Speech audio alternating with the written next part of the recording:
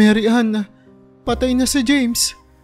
Parang bumagsak ang buong mundo ni Mary Ann nang marinig niya ang balita mula sa hipag niyang si Clara.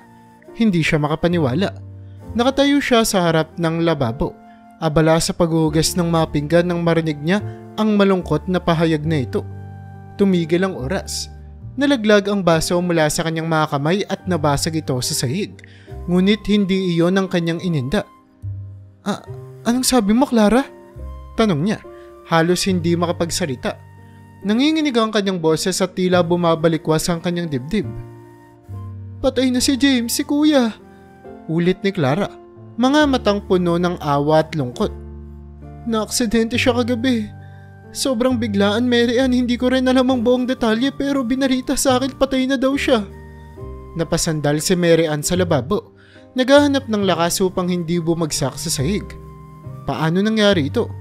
Kahapon lamang ay magkasama pa silang nag-aalmusal ni James, nagbibiroan at nagpaplano para sa kanilang mga pangarap. Paano nagbago ang lahat sa isang iglap? Tila isang bangungot ang lahat. Ayaw niyang paniwalaan. Gusto niyang sabihin kay Clara na mali ang balita, na nagkakamali lang siya, ngunit sa kaloob-looban niya, alam niyang totoo ang narinig niya at iyon ang pinakamasakit. Hinawakan siya ni Clara sa balikat, mahigpit ngunit puno ng pagmamahal. Mary Ann, kailangan mong maging matatag. Hindi ito magiging madali pero nandito lang kami para sa iyo. Ngunit paano nga ba magiging matatag si Mary Ann kung ang kanyang puso, kaluluwa at buong pagkatao ay parang winasak ng isang malupit na puwersa? Ang mga mata niya ay nagsimulang mamasa, ngunit pinilit niyang pigilan ng luha. Ayaw niyang makita siya ni Clara na umiiyak. Ayaw niyang maging mahina. Pero habang tumatagal, lalong lumulubog si Mary Ann sa katotohanan. Patay na si James. Wala na ang asawa niya. Wala na ang kalahati ng kanyang buhay. Napatingin si Mary Ann sa anak nila ni James na nasa crib sa tabi ng sala. 1 taong gulang pa lamang ang bata. Walang kamuwang-muwang sa mga nangyayari. Nadurog ang puso ni Mary Ann sa pag-iisip na kailanman ay hindi na makikilala ng anak nila ang tatay nito. Biglang bumagsak ang kanyang mga tuhod sa sahig. Hawak ang bibig upang pigilan ng mga hikbi. Ngunit hindi na niya mapigilan pa. Ang sakit ay sobrang tindi. Halos mabalo na siya. Nasaan si James, Clara? Halos pasigaw niyang tanong habang bumabalot ang takot at galit sa kanyang buong pagkatao. Paano nangyari ito? Bakit? Ano nangyari? Sinubukang lapitan ni Clara si Mary Ann. Ngunit tila nabingi na siya sa lahat ng paligid. Nagsimula siyang magwala. Nag-uunahang tumulo ang mga luha habang ang kanyang mga kamay ay nagwawasiwa sa hangin. Parang hinahanap ang sagot sa kalituhan at sakit na nararamdaman niya. Mary Ann, huminahon ka please. Pagmamakaawa ni Clara habang pilit na iniiwasan ang masaktan ng mga kamay ni Mary Ann na nagwawala. Naaksidente ang sasakyan niya kagabi. Sabi ng pulis hindi nila alam kung ano talaga ang nangyari pero nabangga yata siya ng isang truck. Hindi siya nakaligtas. Hindi makapaniwala si Mary Ann. Parang binabayo ang kanyang puso ng paulit-ulit na pag-aalala at sakit. Paano nangyari ito? Napakalaking trahedya para sa kanilang pamilya. Iniisip niya ang mga pangarap nila ni James, ang mga plano nilang hindi na matutupad. Habang nagwawala si Mary Ann, isang iyak ang umilangaw-ngaw mula sa crib. Napatingin siya sa kanilang anak, tila nagmamakaawang lumapit sa kanya. Agad siyang tumayo. Kinuha ang bata at niyakap ng mahigpit. Parang ito na lang ang natitirang katinoan niya sa mundong biglang naging malupit at mapang-abuso. Ang kanyang pag-iyak ay naging tahimik, puno ng sakit at kawalan. Yakap-yakap niya ang kanilang anak habang ang mga luha niya ay tuloy-tuloy na dumadaloy sa kanyang pisngi. Nakatayo lang si Clara, tahimik na nagmamasid. Hindi alam kung paano aaliwin ang kapatid. Mary Ann, nandito lang ako, sabi niya. Pilit na nag-aalok ng kahit konting comfort sa sitwasyong walang kasiguraduhan. Hindi nagtagal nagpa siya si Mary Ann na pumunta agad sa pinangyarihan ng insidente. Kailangan niyang makita ito ng sarili niyang mga mata, kahit gaano pa kasakit. Sumama si Clara upang alalayan siya, ngunit nanatili siyang tahimik. Alam na walang salita ang maaaring magpagaan sa dinadala ng kanyang hipag. Pagdating nila sa lugar, sinalubong sila ng mga pulis. Ipinaliwanag ng isa sa kanila ang nangyari habang tinitignan ni Mary Ann ang napakatarik na bangin na naging sanhi ng pagkamatay ni James. Matapos ang pagkabangga ng truck, nahulog siya dito. Sabi ng polis, tinuturo ang gilid ng kalsada kung saan wala ng bakod. Bumagsak siya sa malalim na bangin. Walang saksi na nakakita sa aksidente. May napadaan na isang truck driver kinabukasan at napansin ang mabakas ng aksidente. Pakiramdam namin, isang truck din ang nakabunggo sa kanya. Nanginginig si Mary Ann habang pinagmamasdan ng kalsada. Paano nangyari ito? Napakahirap tanggapin na isang iglap lang na wala na si James. Ang kanyang isip ay puno ng mga tanong at mga alaala ng kanilang magkasamang buhay. Pilit niyang binabalikan ang mga huling sandali nilang magkasama. Naghahanap ng sagot ng anumang paliwanag. Tinignan niya ang bangin. Parang hinahanap si James sa ilalim nito. Walang makapagpaliwanag sa kanya kung paano nangyari ang lahat. At lalo lamang lumala ang kanyang pagkalito at pagkadurog ng puso. Nagbalik sa kanyang alaala ang mga ngiti ni James, ang mga pangarap nila para sa hinaharap at ang anak nilang hindi makikilala ang tatay nito. Lumuhod si Mary Ann sa gilid ng kalsada, humahagulhol na parang batang nawala ng tahanan. Naramdaman niyang hinawakan ni Clara ang kanyang balikat ngunit tila hindi niya ito nararamdaman. Ang tanging nais niya ay yakapin si James muli, pakinggan ang kanyang boses at maramdaman ang kanyang presensya. James, pabulong na sabi ni Mary Ann habang nakatingin sa malalim na bangin. Bakit mo kami iniwan? Paano ko haharapin ang lahat ng ito nung wala ka? Walang sagot. Tanging ang malamig na hangin at ang tahimik na paligid ang naging tugon sa kanyang mga tanong. Ngunit sa kabila ng lahat, alam niyang kailangan niyang magpatuloy. Para sa kanilang anak. Para kay James. Ngunit paano? Iyon ang tanong na patuloy na bumabagabag sa kanyang isip. Habang dahan-dahan niyang niyayakap ang katotohanan ng pagkawala ng hindi niya kayang paghandaan.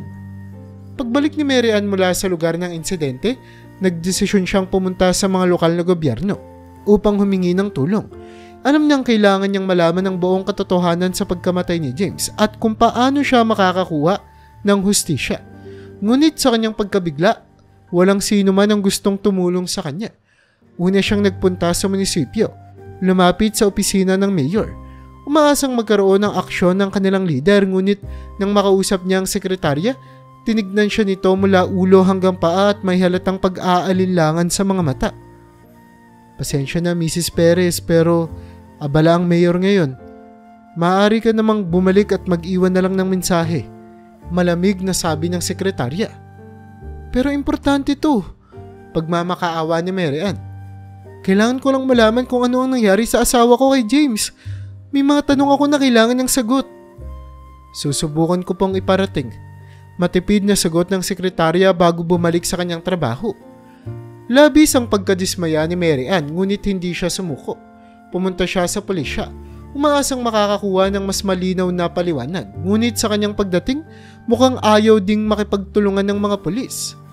Bumalik na lang po kayo bukas, Mrs. Perez. Sabi ng desk officer nang kausapin niya ito. Kasalukuyang wala ang hepe namin at hindi ko kayo matutulungan ngayon. Bakit parang walang gustong tumulong sa akin? Tanong ni Mary Ann. Halatang inis at lungkot ang nangingibabaw sa kanyang boses. Patay na ang asawa ko at parang wala silang pakialam. Pasensya na ma'am pero ganun talaga. Bumalik na lang po talaga kayo bukas. Luwang-luwa si Mary Ann habang naglalakad palabas ng presinto. Hindi niya maintindihan kung bakit walang sino man ang gustong tumulong sa kanya. Ang mga lokal na opisyal, ang mga taong inaasahan niyang magbibigay ng suporta at hustisya ay tila wala namang pakialam. Nagpatuloy siya sa social services. Umaasang baka doon ay magbibigay na sila ng tulong ngunit muli tila sarado ang mga pinto para sa kanya. Ma'am, mag-fill out na lang po kayo ng form at iproseso natin ito. Sabi ng tagapamahala. Pero maaring abutin ng ilang linggo bago ito maproseso. Hindi ko na kayang maghintay ng ganun katagal, sabi ni Mary Ann. Halos pumutok na ang kanyang damdamin. Kailangan ko na ng tulong ngayon din. Ganun po talaga ang proseso ma'am, pasensya na. Habang pauwi, naramdaman ni Mary Ann ang bigat ng kawalan ng hustisya.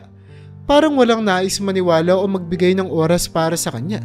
Ang kanyang pakiramdam ng pagkabaliw at kawalan ng magagawa ay lalong tumindi. Habang nakaupo si Mary Ann sa kanilang sala, iniisip ang susunod niyang gagawin. Bumalik sa kanyang ala-ala ang araw bago nangyari ang insidente. Nakatatak pa rin sa kanyang isipan ang huling pag-uusap nila ni James. "Love, may asikasuhin lang ako tungkol sa negosyo ha," sabi ni James habang nagbibihis ng kanyang jacket. "May kikitain lang akong ilang tao na pwedeng makatulong sa pag-expand ng sinisimulan kong business." "Talaga? Sino sila?" tanong ni Mary Ann habang hinahanda ang kanilang anak para sa pagtulog. "Sigurado ka bang mapagkakatiwalaan sila, James?" "Oo naman," sagot ni James. Isang ngiti ang bumungad sa kanyang muka. "Matagal ko na silang kilala at may mga connection sila na makakatulong sa atin. Huwag kang mag-alala. Mabilis lang to, babalik din ako agad." "Okay, mag-ingat ka ha," paalala ni Mary Ann. "I-text mo ako kapag nandun ka na." Niyakap siya ni James ng mahigpit at hinalikan sa noo bago umalis. "Sige love, mag-ingat ako. Mahal na mahal kita." "Mahal din kita," sagot ni Mary Ann sabay ngiti habang pinapanood ang pag-alis ng asawa. Ngunit hindi na siya muling nakatanggap ng mensahe mula kay James. Ang mga oras na lumipas ay napalitan ng takot at pag-aalala hanggang sa dumating ang balita ng pagkamatay nito. Ang huling paalam ni James ay naging isang bangungot na bumabalot sa kanyang isipan. Ngayon, habang iniisip niya ang lahat ng iyon, bumabalik sa kanya ang mga detalye ng kanilang usapan. Sino ang mga taong kikitain ni James? Ano ang kanilang pinag-usapan? Bakit nangyari ang aksidente sa gabing iyon? Tila may mga piraso ng palaisipan na nawawala at kailangan niyang malaman ang mga sagot. Sinubukan ni Mary Ann na bumalik sa kanilang negosyo. Umaasang makakahanap ng bakas dito. Tumawag siya sa ilang mga kaibigan ni James at sa mga katrabaho nito. Ngunit tila walang nakakaalam tungkol sa mga taong iyon. Ang tanging naiwan sa kanya ay mga ala-ala at ang matinding pangarap ni James na palaguin ang kanilang negosyo para sa kanilang pamilya. Habang iniisip niya ang lahat ng ito, isang bagay ang naging malinaw para kay Mary Ann. Kailangan niyang hanapin ang mga taong iyon. Baka sila ang makapagbibigay ng sagot sa kanyang mga tanong. Baka sila ang makakatulong upang malaman niya ang buong katotohanan sa likod ng trahedya. At sa kabila ng kawalan ng suporta mula sa mga lokal na opisyal, alam niyang hindi siya titigil hanggat hindi niya nakukuha ang hustisya para kay James at sa kanilang anak. Sa kabila ng lahat ng kanyang naranasan, nagdesisyon si Mary Ann na pumunta sa bahay ng kanyang mga magulang. Alam niyang kailangan niya ng suporta at baka makatulong din sila sa paghahanap ng mga sagot. Pagdating niya, agad siyang sinalubong ng kanyang nanay, si Aling Rosa, na may halong pag-aalala at pagmamahal sa kanyang muka. "Mary Ann anak, halika, kumusta ka na?" Yakap ni Aling Rosa habang pinapapasok siya sa bahay. "Ma, hindi ko na alam ang gagawin ko," sagot ni Mary Ann habang pinipilit labanan ng mga luha. "Ang dami kong tanong pero walang gustong tumulong sa akin." Pumasok sila sa sala kung saan naghihintay ang kanyang tatay, si Mang Juan. Pareho silang nag-aalala para kay Mary Ann, ngunit handa silang makinig at magbigay ng suporta. "Ano bang nangyari talaga, Mary Ann?" tanong ni Mang Juan habang tinatapik ang balikat ng anak. "May napansin ka bang kakaiba bago nangyari ang aksidente?" "Ang alam ko lang pa," sagot ni Mary Ann. "Nagpaalam si James na may kikitain siyang ilang tao para sa negosyo. Sabi niya may mga makakatulong daw para lumaki ang business namin pero hindi na siya bumalik." Napatingin si Aling Rosa kay Mary Ann, halatang may iniisip. "Anak, bago ba nangyari ang insidente, napansin mo bang marami ng pera si James? Baka may kinalaman yun sa nangyari." Umiling si Mary Ann. "Ma, nagsisimula pa lang lumaki ang negosyo ni James. Wala pa siyang ganong kalaking pera. Ang alam ko, pinagsusumikapan niya ang lahat para mapalago ito. Pero wala pa kaming malaking kita." "Nakapagtataka naman," sagot ni Mang Juan. "Kung nagsisimula pa lang siya, bakit siya kikitain ng mga taong iyon? Baka may hindi tayo alam tungkol sa mga plano niya." Napaisip si Mary Ann. Marami pa siyang hindi naiintindihan tungkol sa mga huling araw ni James. Ngunit isa lang ang alam niya. Kailangan niyang malaman ang katotohanan. "Mapa, kailangan ko po ng tulong niyo. Kailangan kong malaman kung sino ang mga taong kikitain ni James noong araw na iyon. Baka sila ang makapagbibigay ng sagot sa atin." "Anak, nandito kami para sa'yo," sabi ni Aling Rosa habang niyayakap si Mary Ann. "Gagawin namin ang lahat para makatulong sa'yo." Nag-usap sila ng masinsinan. Nagpaplano kung saan sila magsisimula. Habang binabalikan nila ang mga huling araw ni James, umaasa silang may makikita silang bakas na magtuturo sa kanila sa katotohanan. Lumipas ang ilang buwan at sa kabila ng lahat ng pagsisikap at pag-asa ni Mary Ann, tila wala pa ring napuntahan ang kanilang ginagawang investigasyon. Hindi mabilang na oras ang ginugol niya kasama ang kanyang mga magulang at ilang mga kaibigan, ngunit wala pa rin silang konkretong sagot sa mga tanong na bumabagabag sa kanya. Araw-araw niyang inaalala ang mga huling sandali kasama si James. Pilit na hinahanap ang anumang pahiwatig na makatutulong sa kanilang paghahanap. Ngunit sa kabila ng lahat ng mga pagsusumikap, parang wala pa rin silang malinaw na direksyon. Isang araw muli siyang bumalik sa istasyon ng pulisya upang kamustahin ang kaso. Ang mga polis na kilala na siya sa dami ng beses na siyang pumunta roon ay nagbigay ng kanilang pinakabagong ulat. Mrs. Perez, sabi ng hepe ng pulisya, naimbestigahan na namin ng lahat ng posibleng anggulo. Batay sa aming mga ebidensya, wala kaming nakita na anumang foul play. Noong gabing iyon, kauulan lang at madulas ang daan, madilim ang paligid. Aksidente lang talaga ang nangyari. Nanginginid ang luha ni Mary Ann habang nakikinig sa paliwanag ng hepe. Hindi niya matanggap na aksidente lang talaga ang ikinasawi ni James. Parang napakababaw ng dahilan, lalo na't napakabigat ng naging epekto nito sa kanilang buhay. Pero Chief, may mga tao siyang kikitain noong gabing iyon, sabi ni Mary Ann. Pilit na nagbabaka sakali. Baka may kinalaman sila sa nangyari. Baka may hindi lang tayo nakikita o napapansin. Alam mo, Mrs. Perez, nauunawaan naman namin yung pakiramdam mo sagot ng hepe. Pero wala na talaga kaming makitang ibang ebidensya na magpapatunay na may ibang tao na sangkot sa aksidente. Nakipag-ugnayan na rin kami sa lahat ng posibleng makakasagot sa mga tanong mo, pero iisa lang talaga ang aming nakikitang sanhi, yung madulas na daan. Habang pauwi, hindi maiwasan ni Mary Ann na makaramdam ng matinding panghihina. Tila napakalayo na ng hustisya para kay James. Ang lahat ng kanyang pagsusumikap ay tila na uuwi sa wala. Ngunit sa kabila ng lahat, alam niyang hindi siya dapat sumuko. Hindi niya maaaring itigil ang paghahanap ng sagot. Ngunit sa pagkakataong ito, alam niyang kailangan na niya ng ibang paraan.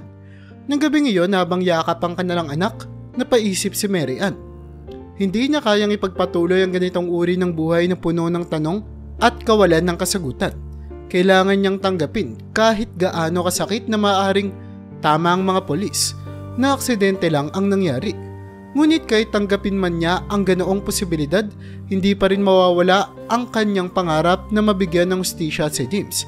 At sa kanyang puso, alam niyang kahit ano pa man ang katotohanan, hinding-hindi niya makakalimutan ang mga pangarap nilang magkasama at ang pagmamahal na ibinigay ni James sa kanya at sa kanilang anak. Sa pagtatapos ng araw, habang nakatingin siya sa bintana, nagdesisyon si Mary Ann na magpatuloy para sa kanilang anak, para sa pangarap nila ni James, at para na rin sa kanyang sarili. Sapagkat sa kabila ng lahat ng sakit at lungkot, ang pag-asa at pagmamahal ang magbibigay sa kanya ng lakas upang magpatuloy. Sa mga sumunod na buwan, laging umiiyak si Mary Jane. Ang kalungkutan at kawalan ay tila walang katapusan.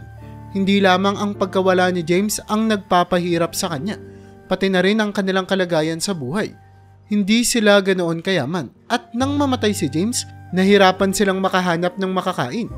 Ang pang-araw-araw na buhay ay naging isang napakalaking hamon. Si Mary Ann ay umaasa na lang sa tulong ng kanyang mga magulang. Silang nagbibigay ng pagkain at nag-aalaga sa kanyang anak kapag wala siyang lakas upang bumangon mula sa kama. Pero sa kabila ng suporta, nararamdaman pa rin ni Mary Ann ang matinding kawalan at desperasyon. Araw-araw nagigising siya na may bigat sa kanyang dibdib. Hindi lamang ang pisikal na hirap ng kanilang sitwasyon ang bumabalot sa kanya, kundi pati na rin ang emosyonal na sakit. Napakahirap isipin kung paano niya may tataguyod ang kanilang anak ng mag-isa. Ang bawat sulok ng kanilang bahay ay may mga ala-ala ni James at bawat ala-ala ay parang kutsilyong bumabaon sa kanyang puso. Minsan habang nakaupo siya sa kusina, tinititigan ng maliit na lamesa na dati nilang pinagsasaluhan ng almusal ni James. Hindi na niya mapigilan ang kanyang mga luha. Ang kanilang anak na nasa high chair ay masaya at walang kamalay-malay sa mga pinagdadaanan ng kanyang nanay. Ang ngiti ng bata ay nagbibigay ng kaunting liwanag sa madilim na mundo ni Mary Ann. Anak, sabi niya, pilit nang umingiti habang pinupunasan ng luha. Kailangan nating magpatuloy anak. Para kay daddy, para sa ating dalawa. Subalit sa kabila ng kanyang mga sinabi, hindi niya alam kung saan magsisimula. Naghahanap siya ng mga paraan upang kumita ng pera, ngunit limitado ang kanyang kakayahan at oportunidad. Ang kanyang mga magulang ay hindi rin ganoon kayaman. At bagamat handa silang tumulong, alam niyang hindi ito sapat para sa pangmatagalan. Isang araw nagdesisyon si Mary Ann na lumapit sa simbahan. Hindi siya ganoon kadalas magsimba, pero sa pagkakataong ito, naramdaman niyang kailangan niya ng gabay at pag-asa. Lumuhod siya at timtim na nanalangin. Panginoon, sambit niya. Alam kong hindi ko kayang mag-isa ang lahat ng ito. Kailangan ko po ng inyong gabay at lakas. Tulungan niyo po kami ng anak ko. Bigyan niyo po kami ng lakas na magpatuloy. Habang nakaluhod siya at umiiyak, naramdaman niya ang isang kamay na dumampi sa kanyang balikat. Paglingon niya, nakita niya ang isang matandang babae na may mapagkilalang mga mata. Anak, ang Diyos ay laging nandyan para sa atin, sabi ng matanda. Ano man ang pinagdadaanan mo, hindi kanya pababayaan. Naramdaman ni Mary Ann ang kaunting ginhawa mula sa mga salita ng matandang babae. Lumipas pa ang mga buwan at tila mas lalo pang bumigat ang buhay ni Mary Ann. Hindi pa man siya nakakaahon mula sa pagpanaw ni James, isang mabigat na balita na naman ang dumating sa kanilang pamilya.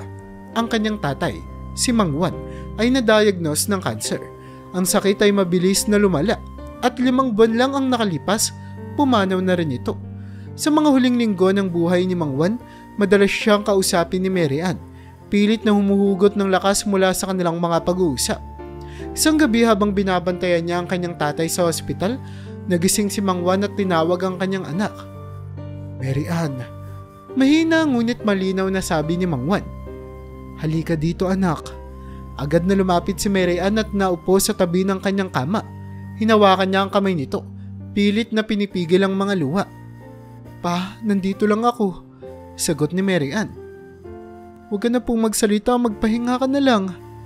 Umiling si Mang Juan. Kailangan kong sabihin sa iyo anak. Alam kong mahirap ang pinagdadaanan mo lalo na ngayon, pero gusto kong malaman mo na sobrang proud ako sa iyo. Pa, huwag ka namang magsalita ng ganyan, sabi ni Mary Ann. Nangingilid na ang luha. Lalaban tayo, hindi kita bababayaan. Alam ko anak, sagot ni Mang Juan. Pero gusto ko lang malaman mo na mahal kita.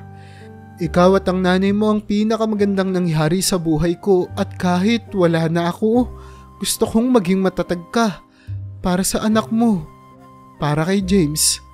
Naiyak na si Mary Ann. Paano ko pa ba kakayanin ang lahat ng ito? Parang ang hirap-hirap na. Hinaplos ni Mang Juan ang kamay ng anak. Alam kong mahirap anak, pero tandaan mo, ang pagmamahal at pananampalataya ang magbibigay sa iyo ng lakas. Hindi ka nag-iisa. Andito kami ng nanay mo at kahit wala na ako, nasa puso mo pa rin ako. Niyakap ni Mary Ann ang kanyang tatay habang tuloy-tuloy ang pag-agos ng kanyang mga luha. Mahal na mahal kita pa. Hindi ko alam kung anong gagawin ko kung wala ka. Mahal din kita anak, sagot ni Mang Juan. At palagi mong tandaan na kahit anong mangyari, nasa likod mo ako. Kahit saan ka magpunta, nandyan ako nagbabantay at nagmamahal. Pagkalipas ng ilang linggo, pumanaw na rin si Mang Juan. Parehong nawala ng asawa sina Mary Ann at kanyang nanay na si Aling Rosa. Ang kanilang kalagayan ay lalong naging mahirap. Wala na rin silang mapagkukunan ng pera at ang bigat ng mga responsibilidad ay lalo pang nagpabigat sa mga balikat ni Mary Ann. Habang tinitignan ni Mary Ann ang puntod ng kanyang tatay, naramdaman niya ang matinding pangungulila at kalungkutan. Pero sa kabila ng lahat, ang mga huling salita nito ay nagbigay sa kanya ng kahit kaunting pag-asa at lakas. Alam niyang kailangan niyang magpatuloy para sa kanyang anak at para sa pangako niya sa kanyang tatay. Pagkalipas ng ilang buwan, nagsimula nang pumasok si Mary Ann sa iba't ibang trabaho para lamang masustentuhan ang pangangailangan ng kanyang anak at ng kanyang nanay. Naging waitress siya sa isang maliit na kainan, janitress sa isang opisina at cashier sa isang convenience store. Ang bawat trabaho ay mababa ang sahod, ngunit wala siyang magawa dahil hindi naman siya nakapagtapos ng pag-aaral. Araw-araw gigising si Mary Ann ng maaga at magtatrabaho hanggang gabi. Pinipilit niyang magpakalakas kahit nang hihina na siya. Ang kanyang katawan ay tila umuugod na at ang kanyang mga kamay ay puno ng kalyo at pagod. Ngunit kailangan niyang magpatuloy para sa kanyang pamilya. Good morning, Mary Ann. Bati ng manager sa kainan kung saan siya nagtatrabaho bilang waitress. Ready ka na ba para sa shift mo? Good morning din po, sagot ni Mary Ann. Pilit nang umingiti. Ready na po. Habang naglilinis ng mga mesa at nag-aasikaso ng mga customer, hindi maiwasan ni Mary Ann na maalala ang kanyang tatay at asawa. Sa bawat hakbang at kilos niya, nararamdaman niya ang bigat ng kanilang pagkawala. Ngunit sa kabila ng lahat, alam niyang kailangan niyang magpatuloy. Sa opisina kung saan siya naglilinis bilang janitress, nagkaroon siya ng ilang tahimik na sandali. Dito niya madalas naisip ang mga huling salita ng tatay niya. Anak, maging matatag ka. Bulong ng alaala ni Mang Juan. Mahal kita at lagi akong nasa likod mo. Pinapasan niya ang mga salita ng kanyang tatay sa bawat paghaplos ng map sa sahig. Tila ito na lang ang nagbibigay sa kanya ng lakas na magpatuloy. Pagkatapos ng kanyang shift sa opisina, diretso siya sa convenience store upang magtrabaho bilang cashier. Dito, nakaupo siya sa harap ng register. Nag-aayos ng mga produkto at sumasagot sa mga tanong ng mga customer. Madalas, may mga sandali siyang matutulala. Iniisip ang mga masasayang alaala kasama si James. Ma'am, magkano po ito? Tanong ng isang customer. Humahatak sa kanya pabalik sa kasalukuyan. Sorry po, 50 lang po ang isa. Sagot ni Mary Ann, pilit na bumabalik sa kanyang gawain. Sa bawat araw na lumilipas, pinipilit niya Mary Ann na magpakalakas. Alam niyang kailangan niyang ipagpatuloy ang laban para sa kanyang anak at para sa kanyang nanay.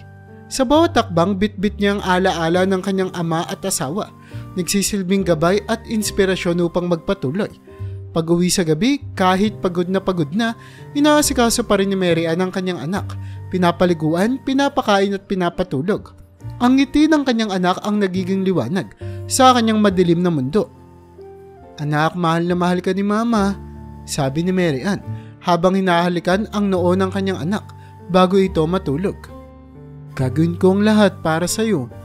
At sa kanyang kama bago siya matulog, nananalangin siya para sa lakas at pag-asa. Sa kabila ng lahat ng pagsubok, pinipilit niyang magpatuloy, dala ang pagmamahal at alaala ng kanyang pamilya. Isang gabi, habang naghahanda ng hapunan si Mary Ann, lumapit ang kanyang nanay, si Aling Rosa, at naupo sa may lamesa. Kitang-kita sa kanyang mga mata ang pag-aalala para sa kanyang anak. Mary Ann, anak, bungad ni Aling Rosa. Kaya mo pa ba? Kitang-kita ko ang pagod mo araw-araw. Hindi ko alam kung hanggang kailan mapakakayanin to. Tumigil si Mary Ann sa paghahanda at tumingin sa kanyang nanay. Sa kabila ng kanyang pagod, pilit siyang umiti. Ma, kailangan ko. Para sa atin. Alam mo naman na wala na tayong ibang aasahan kundi ang isa't isa. Pero anak, ani Aling Rosa, habang hinahaplos ang kamay ni Mary Ann. Nakikita ko ang hirap mo. Baka hindi na kaya ng katawan mo. Baka kailangan mong magpahinga kahit sandali lang. Napatigil si Mary Ann at naramdaman ang bigat ng mga salitang iyon. Alam niyang totoo ang sinasabi ng kanyang nanay.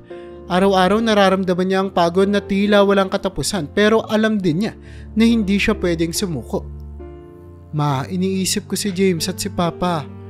Alam kong gusto nilang maging matatag ako, sabi ni Mary Ann, pilit na pinipigilan ng mga luha. At higit sa lahat para sa anak ko. Kailangan niyang makita na kahit anong hirap, kaya kong bumangon para sa kanya. Tumulo ang luha ni Aling Rosa habang pinagmamasdan ng anak. Anak, alam kong malakas ka pero sana'y huwag mong kalimutan na nandito ako ha. Hindi mo kailangang harapin ang lahat ng mag-isa. Niyakap ni Mary Ann ang kanyang nanay. Humahanap ng kahit na kaunting ginawa sa may init na yakap nito. Salamat ma. Huwag kang mag-alala. Magpapahinga rin ako. Kailangan ko lang pumunang magpakatatag para sa atin. Pagsapit ng linggo, nagiging labandera naman si Mary Ann para magkaroon ng karagdagang kita kung saan-saan siya napapadpad sa kanilang lugar upang maglaba ng damit ng ibang tao. Kahit nito ay araw ng pahinga para sa marami, para kay Mary Ann isa itong oportunidad upang makapagdagdag sa panggastos ng pamilya. Isang umaga, maagang nagising si Mary Ann upang maghanda ng mga gamit para sa kanyang paglalaba. Isinilid niya ang sabon, mga brush at ilang piraso ng damit na kanyang susuotin. Habang nag-aayos, lumapit sa kanya ang kanyang anak. Hawak ang kanyang maliit na kumot. "Mama, aalis ko na naman po," tanong ng bata. Ang mga mata ay puno ng pagka-inosenteng pag-aalala. "Oo anak, kailangan ni mama magtrabaho para may pambili tayo ng pagkain at gatas mo," sagot ni Mary Ann habang hinahaplos ang ulo ng anak. "Magiging mabait ka kay Lola ha?" "Opo mama," sagot ng bata bago yumakap ng mahigpit kay Mary Ann. "Mag-iingat ka po doon mama ha?" Niyakap ni Mary Ann ang anak ng mahigpit bago ito iniwanan kay Aling Rosa. "Maaalis na po ako, bantayan niyo po muna si Bunso." "O sige anak, mag-iingat ka," sabi ni Aling Rosa na may bakas ng pag-aalala sa muka. Naglakad si Mary Ann patungo sa mga bahay-bahay kung saan siya ay naasahang maglaba. Pagdating sa unang bahay, binati siya ng may-ari. "Mary Ann, nandito ka na pala. Salamat at natanggap mo ang trabaho," sabi ni Aling Nena, isa sa kanyang naging kliyente. "Marami-rami ito ngayon. Pasensya ka na kung medyo madami." "Okay lang po Aling Nena. Salamat po sa pagbibigay ng trabaho," sagot ni Mary Ann, pilit nang umingiti. Nagsimula siyang maglaba. Ibinababad ang mga damit sa tubig na may sabon at sinimulang kuskusin ang mga ito. Habang nagtatrabaho, nararamdaman niya ang pagod na bumabalot sa kanyang katawan. Ngunit iniisip niya ang kanyang anak at nanay at itong nagbibigay sa kanya ng lakas upang magpatuloy. Habang naglilinis, hindi maiwasan ni Mary Ann na balikan ng mga alaala ng kanyang tatay at asawa. Tila bawat patak ng tubig at bawat kuskus ng kanyang mga kamay ay may kasamang lungkot at pangungulila. Ngunit pilit niyang nilalabanan ng mga ito. Alam niyang hindi siya pwedeng magpadaig. Pagkatapos ng ilang oras, natapos din ni Mary Ann ang paglalaba sa unang bahay. Pinunasan niya ang kanyang pawis sa noo at nagpaalam na kay Aling Nena. "Salamat po Aling Nena. Tapos na po ang lahat ng labahin ninyo," sabi ni Mary Ann habang inaayos ang kanyang mga gamit. "Naku, salamat din Mary Ann. Malaking tulong ka talaga sa amin," sagot ni Aling Nena. Inaabot ang bayad kay Mary Ann. "Mag-iingat ka sa pag-uwi." Nakangiti si Mary Ann habang tinatanggap ang bayad. "Salamat po. Kailangan ko pa pong pumunta sa ibang bahay. Magandang araw po ulit sa inyo." Nagtungo si Mary Ann sa iba pang bahay na naghihintay sa kanyang serbisyo. Sa bawat pintong kanyang kinakatok, siya ay malugod na tinatanggap at binibigyan ng trabaho. Kahit na pagod na siya, patuloy siyang nagtatrabaho. Dala ang inspirasyon mula sa kanyang anak at nanay. Sa pagtatapos ng araw, umuwi si Mary Ann na bitbit ang kaunting kinita mula sa pagiging labandera. Bagamat pagod, may konting ngiti sa kanyang muka habang iniisip na kahit paano may dagdag na silang panggastos. Pumasok siya sa kanilang maliit na bahay at nakita ang kanyang anak na natutulog sa sofa. Hawak pa rin ang kanyang maliit na kumot. "Mama, nandito ka na po pala," bulong ng bata nang magising at makita siya. "Miss kita mama." "Namiss rin kita anak," sagot ni Mary Ann, yumayakap sa kanyang anak. "Magpahinga na tayo ha. Mahaba pa ang bukas." Sa kabila ng lahat ng hirap at pagsubok, si Mary Ann ay nagpatuloy na lumaban. Ganito ang naging buhay ni Mary Ann sa loob ng 5 taon. Araw-araw siyang nagtatrabaho sa iba't ibang mga trabaho upang masustentuhan ang kanilang pangangailangan. Naging waitress, janitress, cashier at labandero na siya. Palaging nagsusumika para sa kanyang anak at nanay. Ang kanyang katawan ay palaging pagod, ngunit ang kanyang puso ay puno ng determinasyon. Hindi na rin naghanap pa si Mary Ann ng magiging asawa. Napagdesisyonan niyang mag-focus na lang sa trabaho at sa kanyang pamilya. Ang kanyang nanay, si Aling Rosa, ay naging sandigan niya sa mga panahong mahirap. Kahit kapwa sila nagdadalamhati sa pagkawala ng kanilang mga mahal sa buhay, magkasama nilang hinarap ang bawat araw na puno ng pagsubok. Isang araw nga, habang nag-aayos ng madamit na kanyang nilabhan, tinanong siya ni Aling Rosa. "Mary Ann, bakit hindi mo subukang maghanap muli ng magiging katuwang sa buhay? Napakabata mo pa para mag-isa ka ng ganito." Umiling si Mary Ann at ngumiti. "Ma, hindi ka na muna iniisip yan. Mas importante sa ngayon na masiguro ang kinabukasan ni Bunso. At ikaw, saka na yung mga bagay na yan. Pero anak, karapatan mo rin namang maging masaya," sabi ni Aling Rosa, halatang nag-aalala. "Ayoko makita kang nagdurusa at nag-iisa sa buhay na to." "Masaya na ako ma," sagot ni Mary Ann. Pilit na pinapalakas ang loob ng nanay niya. "Masaya na ako nakasama kayo ni Bunso." Kayo naman ang inspirasyon ko, kayo ang nagpapalakas sa akin. Habang patuloy sa kanyang mga trabaho, hindi maiwasan ni Mary Ann na mapagod at makaramdam ng pangungulila. Ngunit sa bawat sandali ng pag-aalinlangan, iniisip niya ang kanyang anak at nanay.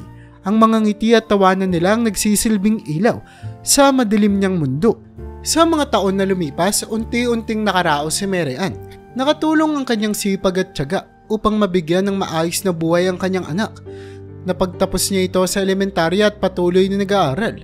Ang kanyang nanay, bagamat nagkakaedad na, ay palaging nandyan upang suportahan siya. Isang gabi habang nakaupo sila sa sala, pinagmasdan ni Mary Ann ang kanyang anak na masayang nag-aaral sa kanilang maliit na lamesa. Napangiti siya, dama ang pagmamahal at kasiyahan sa puso. Alam niyang malayo pa ang kanilang tatahakin, ngunit sa bawat takbang, kasama niya naman ang kanyang pamilya.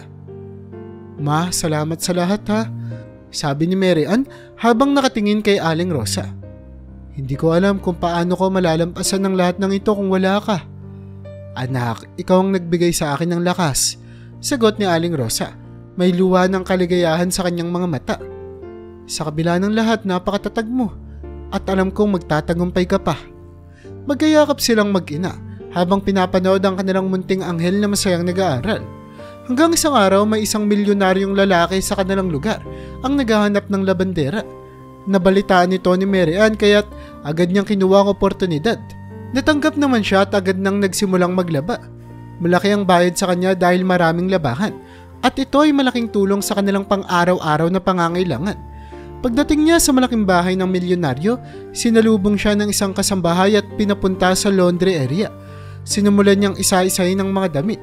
Nagbabad, nagkuskos at nagsampay. Habang patuloy siya sa kanyang gawain, napansin niya ang isang pares ng pantalon na may nakaipit na litrato sa bulsa. Kinuha niya ito para hindi mabasa, pero tinignan niya muna ito ng mabuti. At laking gulat niya nang makita kung ano ang larawan. Larawan ito ng kanyang yumaong asawa, si James, kasama ang mismong milyonaryong lalaki na nagpapalaba ng mga damit. Hindi alam ni Mary Ann ang gagawin. Biglang bumilis ang tibok ng kanyang puso at bumalot sa kanyang matinding kilabot. Ang kanyang isip ay puno ng mga tanong at mga alaala. Paano magkakakilala ang kanyang asawa at ang misteryosong lalaking ito? Ano ang ibig sabihin ng lahat ng ito? Nanatili siyang tahimik at nagpatuloy sa trabaho. Ngunit hindi niya maiwasang laging tignan ng litrato habang naglalaba. Hindi siya maaaring magtanong agad. Kailangan niyang mag-isip ng mabuti bago gumawa ng anumang hakbang. Kinabukasan bumalik si Mary Ann upang ipagpatuloy ang paglalaba. Habang nag-aayos ng mga damit, sinubukan niyang magmasid at magtanong-tanong ng palihim sa mga kasamahan.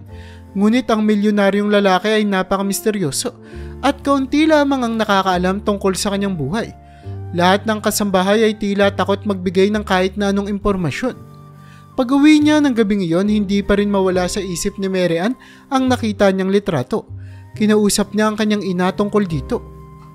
Ma, may nakita akong litrato kanina habang naglalaba.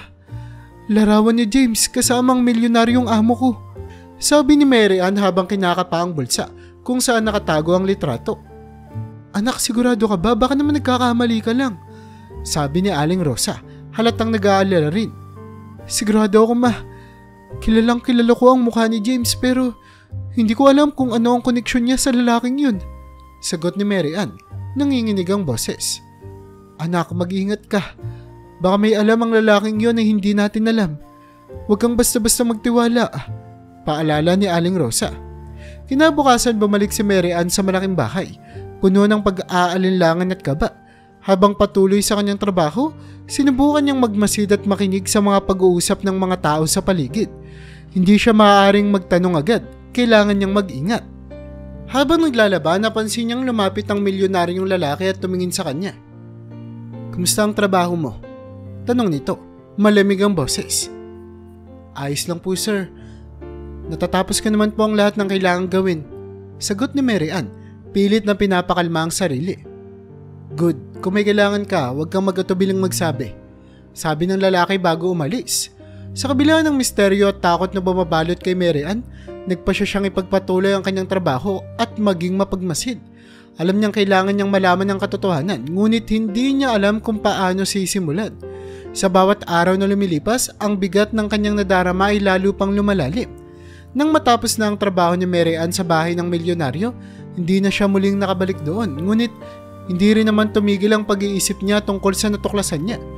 Sa kanyang pag-uwi, napagdesisyonan niyang simulan ng sariling investigasyon upang malaman ang koneksyon ng kanyang yumaong asawa at ng misteryosong milyonaryo. Isang gabi habang tahimik na naglalaro ang kanyang anak at nagpapahinga si Aling Rosa, sinimula ni Mary Ann na halugugin ng mga lumang gamit ni James, mga kahon ng mga papel, litrato at iba pang alaala ang kanyang binuklat. Umaasang makakahanap siya ng mga bakas na magbibigay linaw sa kanyang mga tanong. Sa gitna ng kanyang paghahanap, natagpuan niya ang isang lumang album ng mga litrato. Habang binubuklat ito, nakita niya ang isang larawan na nagpatigil sa kanya. Sa larawan ngayon, kasama ni James ang milyonaryong lalaki. Parang biglang nag-click ang mga piraso ng palaisipan sa kanyang utak. Naalala niya ang mga kwento ni James tungkol sa kanyang business partner noong nagsisimula pa lamang siya sa negosyo. James, bulong ni Mary Ann sa sarili. Ito ba yung tinutukoy mo noon? Ang business partner mo at ang milyonaryong amo ko ay iisa lang? Muling tinignan ni Mary Ann ang larawan at sinuri ang bawat detalye. Malinaw na malapit si James sa lalaking ito. Naalala niya ang mga pagkakataon na binanggit ni James ang tungkol sa isang tao na tumulong sa kanya sa mga unang hakbang sa kanyang negosyo. Love, ito ba ang dahilan kung bakit naging misteryoso ang lahat ng nangyari sa'yo? Tanong ni Mary Ann sa kanyang sarili habang tumutulo ang luha. Nagpasya siyang kumustahin ang ilang mga kaibigan at kakilala ni James na maaaring may alam tungkol sa kanilang negosyo. Nagtanong-tanong siya sa mga dati nitong katrabaho at sa ilang malalapit na kaibigan. Isang araw nakipagkita siya kay Carlos, isa sa mga matagal ng kaibigan ni James. Nakita sila sa isang maliit na coffee shop sa kanilang lugar. Meran, kumusta? Matagal na tayong hindi nagkikita. Bati ni Carlos. Ano bang matutulong ko sa'yo? Carlos, may kailangan akong malaman. Sabi ni Mary Ann, halatang aligaga. Naalala mo ba yung business partner ni James noong nagsisimula pa lang siya sa negosyo? May kilala ka bang milyonaryong lalaki na maaaring siya yun? Napaisip sandali si Carlos bago sumagot. Oo, naalala ko yun. Madalas ikwento ni James yung tungkol sa isang misteryosong business partner niya na tumulong daw sa kanya. Pero hindi ko siya personal na nakilala. Bakit mo naitanong? Kasi may nakita akong litrato ni James kasama ang isang milyonaryong lalaki. Nakita ko ito habang naglalaba ako sa bahay niya, parang may koneksyon sila. Paliwanag ni Mary Ann. Mary Ann, kung tama ang hinala mo, baka may alam ang taong yun tungkol sa nangyari kay James. Sabi ni Carlos, halatang nag-aalala na rin. Pero mag-ingat ka ha, hindi natin alam kung ano ang maaaring kahihinatnan nito. Salamat Carlos, kailangan ko lang malaman ang katotohanan. Sagot ni Mary Ann, puno ng determinasyon. Sa mga sumunod na araw, masusing pinag-aaralan ni Mary Ann ang lahat ng impormasyon na makakalap niya tungkol sa milyonaryong lalaki. Kinilala niya ang mga dating empleyado nito, mga kakilala at mga taong maaaring may alam tungkol sa negosyo nila ni James. Sa bawat hakbang, unti-unti siyang nakakakalap ng mga piraso ng impormasyon na tila nagbibigay linaw sa misteryo ng pagkamatay ni James. Sa patuloy na pagsisiyasat ni Mary Ann, unti-unti niyang nakuha ang pangalan ng milyonaryong lalaki. Ito ay si George. Sa pagkatuklas ng pangalan at karagdagang impormasyon, natuklasan din niya na ang negosyo ni George ay eksaktong kapareho ng negosyong tinayo ng kanyang asawa bago ito namatay. Dalang mga mahahalagang impormasyong ito, nagpasya siyang pumunta sa pulis upang ipaalam ang kanyang mga natuklasan. Pagdating sa istasyon ng pulis, hinarap niya ang hepe na nakausap niya noon. Chief, may mga bagong impormasyon po akong nakuha tungkol sa kaso ng aking asawa. Sabi ni Mary Ann, halatang may halong kaba at determinasyon sa kanyang boses. Anong klaseng impormasyon na naman yan, Mrs. Perez? Tanong ng hepe habang inaayos ang kanyang mga papel sa mesa. Ang pangalan po ng milyonaryong lalaki ay George. Natuklasan ko rin na ang negosyo niya ngayon ay eksaktong kapareho ng negosyo ni James bago siya namatay. Sa tingin ko po, may kinalaman si George sa pagkamatay ng asawa ko. Paliwanag ni Mary Ann. Iniabot ang mga dokumento at litrato na nakuha niya. Tinitigan ng hepe ang mga ibinigay ni Mary Ann. Hindi may pagkakaila. Mukhang mahalaga itong mga impormasyon mo, Mrs. Perez. Magsasagawa kami ng investigasyon tungkol dito pero kailangan mong maghanda. Baka abutin ng ilang panahon bago namin makuha ang buong katotohanan. Salamat po, Chief. Handa naman po ako maghintay. Kailangan ko lang po ng hustisya para sa asawa ko at para sa aming pamilya. Sagot ni Mary Ann, pilit na pinapalakas ang loob. Nangako ang mga pulis na magsasagawa sila ng masusing investigasyon. Sa pag-alis ni Mary Ann mula sa istasyon, naramdaman niyang kahit papaano, unti-unting nagkakaroon ng liwanag ang kanyang paghahanap ng kasagutan. Alam niyang mahaba pa ang proseso at maaaring puno ng pagsubok, ngunit handa siyang harapin ang lahat ng ito.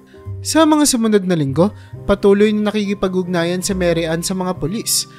Bawat pagkakataong makakakuha siya ng karagdagang impormasyon, agad niya itong ipinapaalam sa kanila.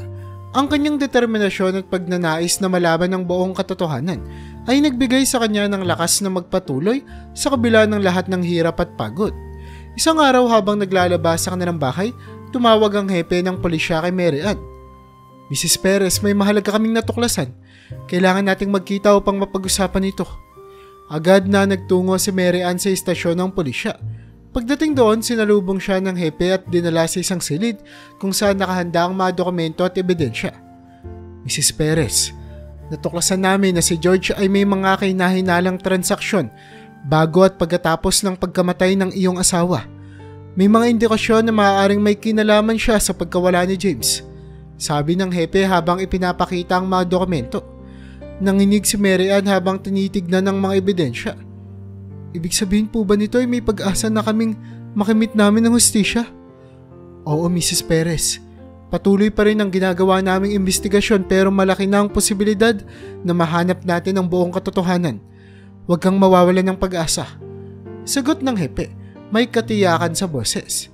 Sa mga sandaling iyon, naramdaman ni Mary Ann ang bigat ng kanyang pinagdadaanan na unti-unting gumagaan.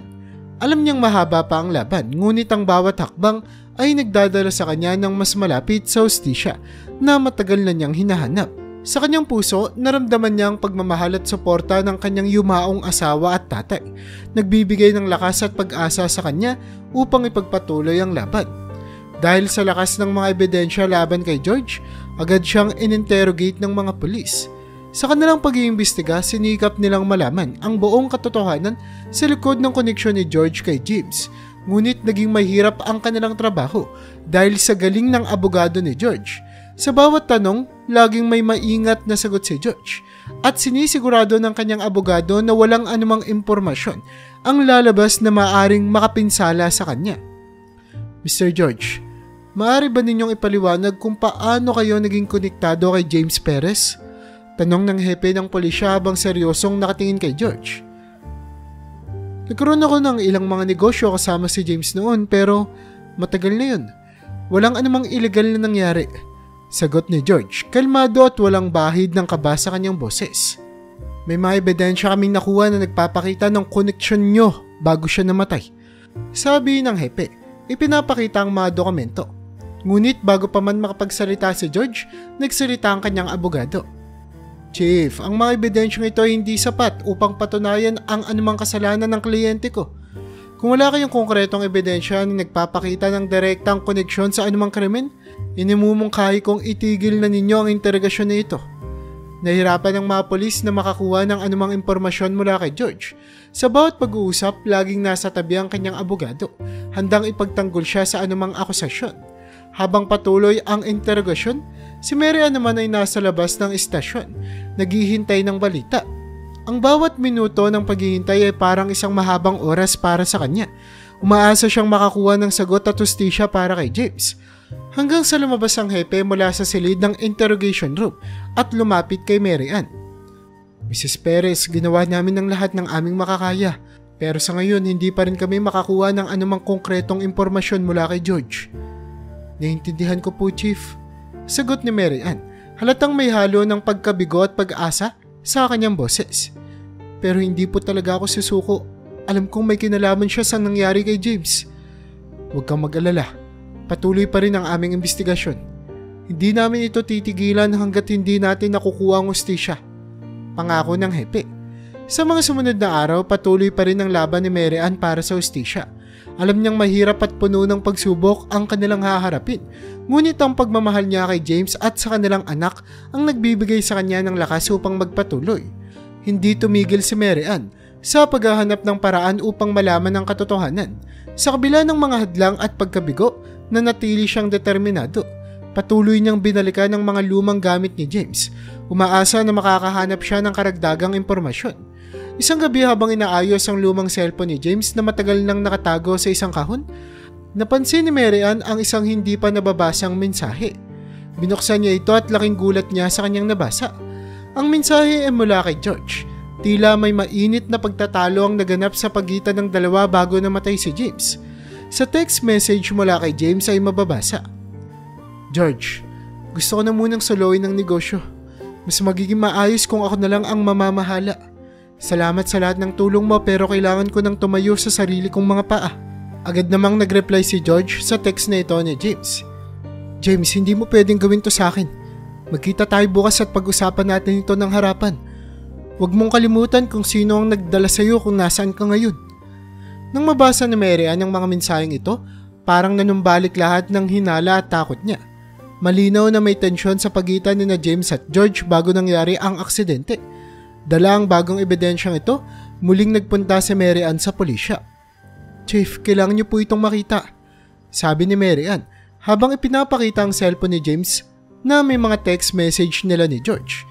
Tinitigan ng chief ang mga mensahe at nag-isip. Mukhang lumalakas nga ang mga ebidensya natin laban kay George. Salamat sa pagdala ng mga ito, Mrs. Perez. Gagamitin natin ito para mapalalim pa ang aming investigasyon. Dahil sa bagong ebidensyang ito, muling sinubukan ng mga pulis na imbestigahan si George. Ngayon ay may mas konkretong batayan na sila. Mas naging maingat at masigasig ang kanilang mga hakbang. In-interrogate ulit nila si George, ngunit sa pagkakataong ito, dinala rin nila ang mga text message bilang ebidensya. "Mr. George, anong masasabi mo sa mga text message na ito?" Tanong ng hepe. Ipinapakita ang mga mensahe ni James bago ito namatay. Nakita ni George ang mga mensahe at saglit na natigilan. "Wala akong kinalaman sa pagkamatay ni James. Nakita kami pero hindi ko siya sinaktan," sagot niya. Pilit na pinapanatili ang kanyang pagiging kalmado. Ngunit sa pagkakataong ito, hindi na sapat ang kanyang mga salita. Ang mga text message ay malino na nagpapakita ng motibo at galit ni George kay James. Sa kabila ng pagtanggi ni George, patuloy na pinag-aralan ng mga pulis ang bawat detalye. Kasama na dito ang mga transaksyon, tawag at iba pang komunikasyon nila ni James. Lumipas pa ang ilang mga linggo ng masusing investigasyon at unti-unting lumabas ang katotohanan. Nakita ng mga pulis ang pattern ng mga galaw ni George, pati na rin ang mga koneksyon niya sa ilang mga tauhan na maaaring tumulong sa kanya upang may tago ang kanyang mga plano. Isang araw muling kinontak ng hepe si Mary Ann. "Mrs. Perez, malapit na kaming matapos. Sa mga ebidensyang nakuha namin, mukhang malapit na nating makuha ang hustisya para sa asawa mo." Napaluwa si Mary Ann sa narinig. Sa wakas, unti-unti nang nagkakaroon ng liwanag ang kanyang matagal ng paghahanap. Ang kanyang determinasyon at pagmamahal kay James ang nagdala sa kanya sa puntong ito. Sa kabila ng lahat ng sikap at hirap, malapit na niyang makamit ang hustisya para sa kanyang asawa. Sa patuloy na investigasyon ng mga pulis, natuklasan nila na si George ay may mga malalim na koneksyon sa ilang mga opisyal ng gobyerno. Ang mga koneksyon na ito ang nagpalubha sa kanilang pagsisiyasat at nagbigay daan upang maitago ng lalaking si George ang kanyang mga iligal na gawain. Subalit dahil sa dami ng ebidensya na nakuha mula kay Mary Ann at mula sa mga natuklasan ng mga pulis, nagkaroon sila ng matibay na basehan upang ituloy ang kanilang laban. Isa sa mga kritikal na bahagi ng investigasyon ay ang pagkakalap ng mga transaksyon ni George at ang kanyang mga lihim na komunikasyon sa mga tauhan na may kinalaman sa pagkamatay ni James. Ang mga text message, bank records at mga witness testimonies ay nagsilbing matibay na ebidensya laban sa milyonaryo. Sa kabila ng mga hadlang, patuloy na nagtatrabaho ang mga pulis upang mapalalim ang kaso. Isang araw na pag-alaman nila ang eksaktong transaksyon at komunikasyon na naganap bago mamatay si James. Ang mga ebidensyang ito ay hindi na may kakailapan ni George. Sa panghuling interogasyon, inilatag ng mga pulis ang lahat ng ebidensya kay George. "Mr. George, malinaw sa mga ebidensya na ikaw ang may motibo at may kinalaman sa pagkamatay ni James Perez. Meron kaming mga text message, bank records, testimonya mula sa mga witness na nagpapakita ng pagkakasangkot mo." Nanatiling tahimik si George sa simula. ngunit unti-unting bumigay sa bigat ng ebidensya. Sa wakas, sa harap ng hindi mapapasubaling katotohanan, napaamin din siya. O sige na, tama kayo. Pinapatay ko si James, sabi ni George. Ang boses ay puno ng galit at pagsisisi. Anong magagawa ko? Gusto niyang suluhin ang negosyo na dapat ay hati kami. Hindi ko matatanggap yun.